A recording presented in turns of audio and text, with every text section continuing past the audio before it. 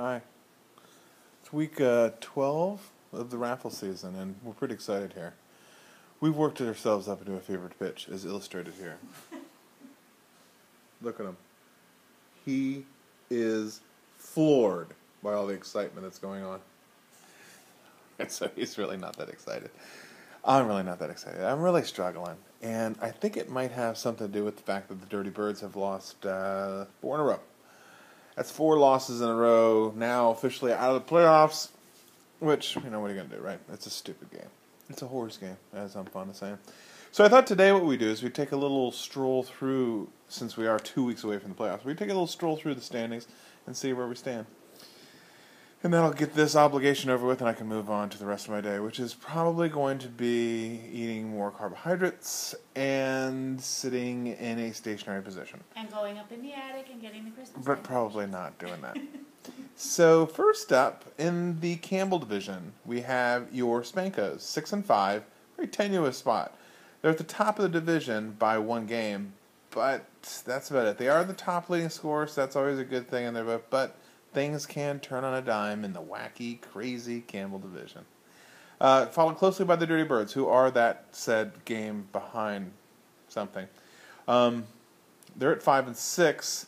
Now, they've only got 897 points. They really need to get it on record. Losing and having people behind them winning, then that makes it difficulting for them to get into the playoffs. So the Dirty Birds need wins, and they need them now. They're 3-2 in the division, which isn't good for that shitty division. Speaking of not good, it's the Squirrels, 0-4-1 in their division, yet somehow find themselves at 4-6-1. So they're really doing a number against the stronger of the 2 divisions, which is shocking. Anyway, they're 4-6-1. They're a game and a half back of first place. 998 points, not that far out. They're 3rd in the league in scoring, so they've got a shot. The Squirrels, believe it or not, as shitty a team as the Squirrels are, as I run out of air, as I gasp for air to speak those words to you, they've got a genuine shot at making the playoffs. Can you imagine a Dirty Birds, Squirrels, Spankos output from the Campbell division? I can't either. It scares the shit clean out of me. There will be a cleanup in aisle 1 after this. Next up is Red Eye Blind, 4-7. They're 2 games back. They're currently second place in points at 1,005. I'm pretty sure I speak for the entire league when I say let's hope they don't get in.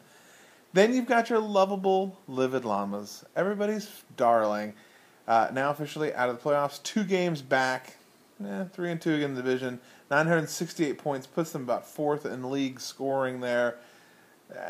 They need to do something, and they need to do it now. Finally, you have the Hot Attack. Now, the Hot Attack are interesting. They're at 964, so only 4 points really behind the Livid Llamas. That puts them in 5th out of 6 teams. They're 2-8-1. They don't have a prayer in record. So really, they're looking to score points and could care less if they win or lose.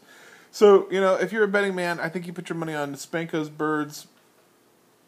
Spankos Birds and Squirrels. I think that's going to be your terrible threesome that come out of the Campbell division. The sad thing is that there are going to be teams in that division that are 10 times better than them that are not going to get dick. But that's the way it works. Hey, it all comes down to how we get these things carved up. I mean, for example, look at your Squirrels, 0-4-1 in their own division. If they had been put into the Wales division, they might be 0-12-1. Who knows, right? Wales division. So, it breaks my heart to announce that the Classified lost last week. I mean, it literally breaks my heart. I was really hoping for a strong 11-1, breeze to the playoffs, and the Campbell division. If it can't be me, might as well be Classified is the way I look at it. They did fall to the mighty Squirrels, speak of the devil. That brings them to 9-2. Still clearly going to win that division, walking away from it. They are 1st in the league overall. I didn't realize that. They are 1st in the league overall scoring. How about that? They've never won the weekly most points scored, though. They did win last week in their loss, that biggest loser. But they have never won the biggest, yet they have the most points for. I guess I should have really realized that before I started saying that, because really now I'm stunned, and you're going to have to listen to me be stunned for a couple more seconds. So 1,228 points they've scored. They've had 1016 scored against them, which is more than Spankos the Dirty Birds. How about that? So anyway, second place is interesting because you got the big W's and the tight ends. Both tied at 7-4. Mathematically, they could tie in record, but they'll lose tiebreakers, I'm sure. I'm not even going to bother looking that up because the classified's going to win at least one of these games. So, like I was saying, Big W's class tight ends tied at second, 7-4 each.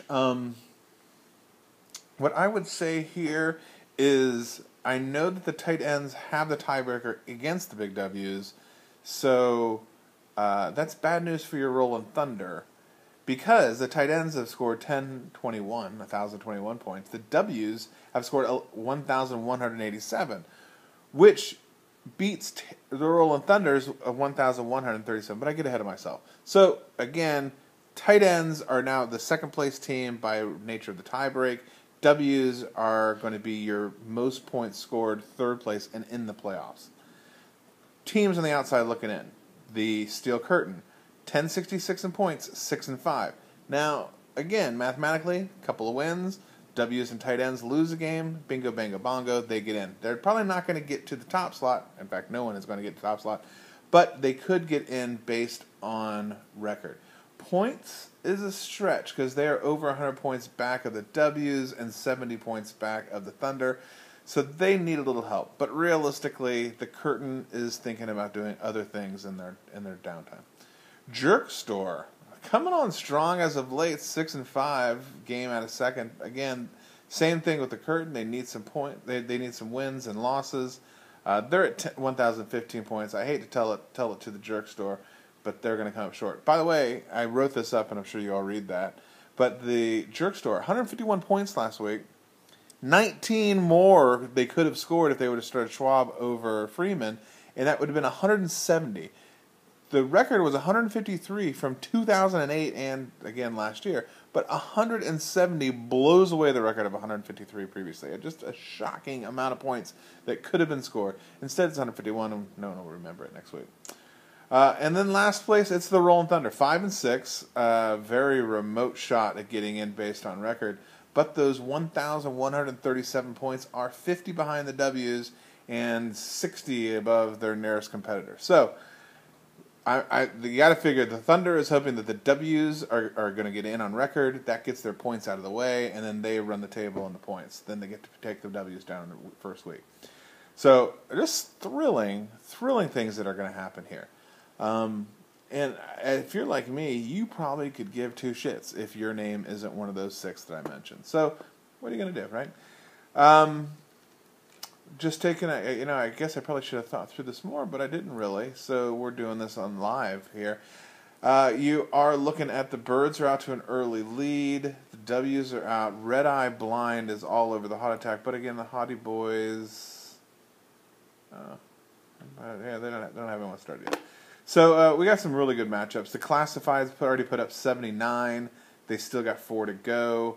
The Jerk Store's got 42. They got a handful of guys to go as well. So this is going to be an exciting week. Next week is going to be you got to do this or you got to do that or you go home.